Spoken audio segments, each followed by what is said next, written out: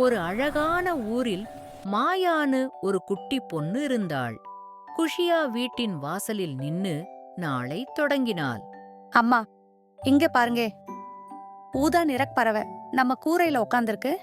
அம்மா அதுக்கே பதற்றமா ஓடினாங்க. மாயா, எங்க பறவை? கூரை மேல எதுவும் இல்ல. மாயா சிரிச்சிட்டு கதவுக்கு பின்னால நின்றாள். மாயா, பொய் சொல்லறது நல்லது இல்லம்மா. அப்புறம் யாருமே நம்ப மாட்டாங்க. நேத்து இரவு நான் ஒரு தேவதை பார்த்தேன். என்கிட்டே ஓடி வந்தாள் விளையாடுவதற்கு. குழந்தைகள் ஆஹா உண்மையானு பார்க்க ஆரம்பிச்சாங்க. அப்போ அந்த தேவதையோட புகைப்படம் எங்கே? ஆ, அது போயிடுச்சு.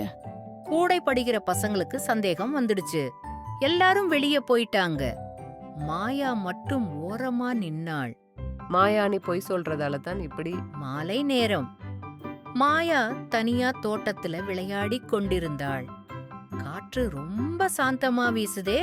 ஐயோ, அங்க குழாய் உடைஞ்சு நீர் வேகமா வருதே. வீட்டுக்கு நடுவே வந்துடுமோ? அம்மா, தண்ணி நம்ம வீட்டுக்கு உள்ள வரப்போகுது. குழாய் உடைஞ்சிருக்கு அங்கே. ஓ, மீண்டும் உன் பொய் கதையா மாயா? ரியா, குழாய் உடைஞ்சி தண்ணி வெள்ளமாக ஓடுகிறது. சீக்கிரம் வா. மாயா, இது என்ன புது பொய் கதையா? நான் வரமாட்டேன். மாயா அங்க தோட்டத்துல நின்னு கவலைப்பட ஆரம்பிச்சா. யாருமே அவளை நம்பல. ஐயையோ, உண்மையிலேயே தண்ணி வீட்டுக்குள் வருதே. அப்பதான் அம்மாவுக்கு மாயாவோட வார்த்தை உண்மைன்னு புரிஞ்சுது. அக்கம் பக்கத்தினர் எல்லோரும் சேர்ந்து குழாவை மூடி தண்ணிய அப்புறப்படுத்த ஆரம்பிச்சாங்க.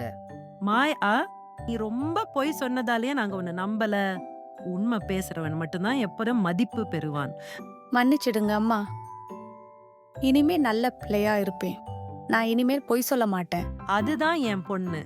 அடுத்த நாள் மாயாவை எல்லாரும் மீண்டும் நம்ப ஆரம்பிச்சாங்க. ரியா கூட அவளோட சேர்ந்து சந்தோஷமா விளையாடினாள். இப்படி பொய் சொன்ன மாயா உண்மையின் மதிப்பை கத்துக்கிட்டாள்.